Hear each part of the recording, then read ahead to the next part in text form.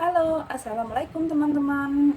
Kali ini aku mau mengasih testi bahwa produksi kerupuk secara manual pun bisa secantik ini ya teman-teman, bagaikan produksi pakai alat mesin ya pabrikan, tapi ini cukup pakai tanganku teman-teman, dan secara manual saja hasilnya tuh menakjubkan, seperti serasa bikinan pabrik saja. Dan irisannya teman-teman cantik-cantik banget, dan tebal ketipisannya tuh sama ya, bahkan bentuknya tuh cantik banget, serasa pakai mesin press pabrikan ya teman-teman. Tapi ini asli manual pakai tanganku teman-teman ya. Dan alhamdulillah teman-teman, awalnya tuh aku nggak bisa produksi apapun ya teman-teman ya, karena aku mempunyai keinginan dan ketekatan, dan aku selalu mau mencoba. Pada akhirnya coba mencoba, sekali mencoba tuh bisa teman-teman, dan pada akhirnya aku selalu bikin. Kalau nggak salah ini aku udah produksi yang ketiga kalinya ya teman-teman,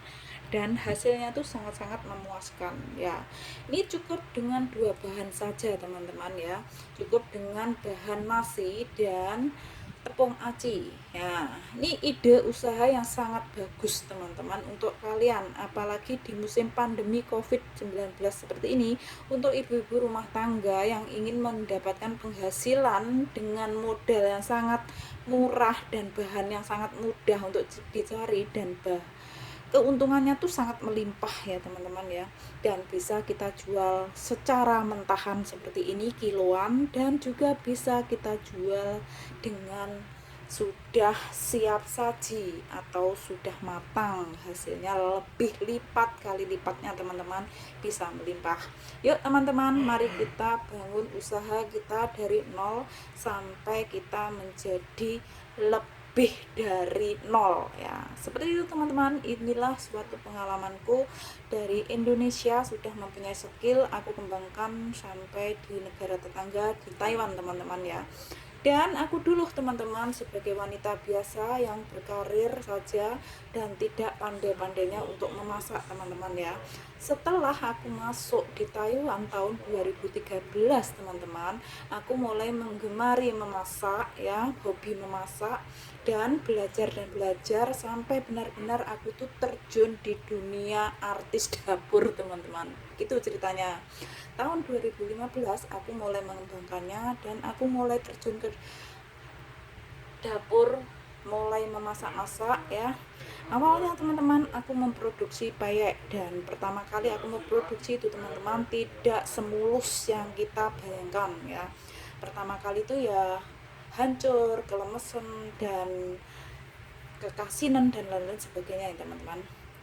Dan aku tidak pernah untuk menyerah teman-teman, aku selalu mau mencoba dan mencoba, dan pada akhirnya teman-teman, payek produksiku itu digemari banyak orang ya, mulai dari orang Indonesia sampai orang mancanegara, orang Taiwan, orang Filipina, orang Vietnam. Dan gak cuma-cuma teman-teman, setiap kali teman-teman beli itu ada 10 bungkus ya, dan satu bungkusnya teman-teman aku jual itu 50 NT, setara 25.000 uang Indonesia ya.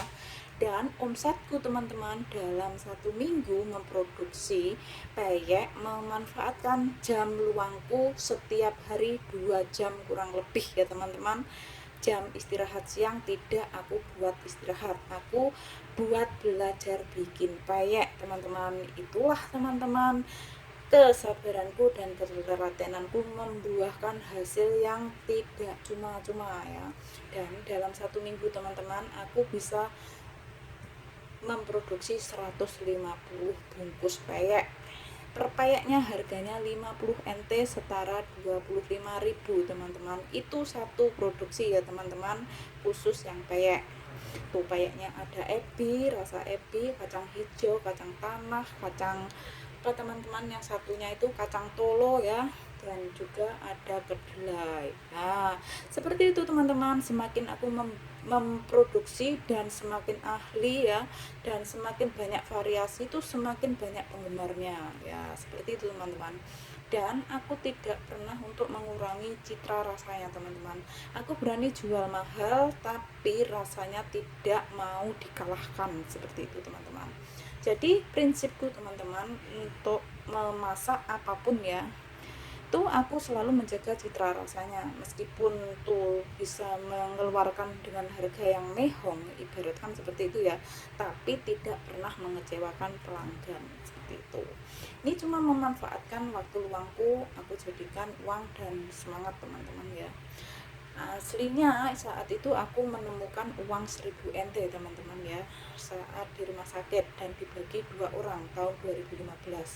Nah, uang itu dibagi berdua, 500-an NT teman-teman, itu dibagi dengan temanku orang Madiun, Jawa Timur, Kebonsari ya teman-teman. Nah, saat itu aku juga takut karena uang penemuan biasanya ada apa teman, ada uang penemuan biasanya kayaknya ada kesialan gitu ya teman-teman. Lama banget gak aku manfaatkan dan aku tuh takut buat apa. Pada akhirnya aku buat produksi kayak ya teman-teman, untuk mencoba belajar Anda.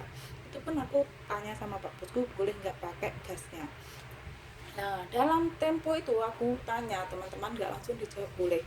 Terus dalam 1 bulan kemudian teman-teman, aku baru dijawab dibolehin. Ya seperti itu teman-teman. Beda tengsan ini kayak ini oh.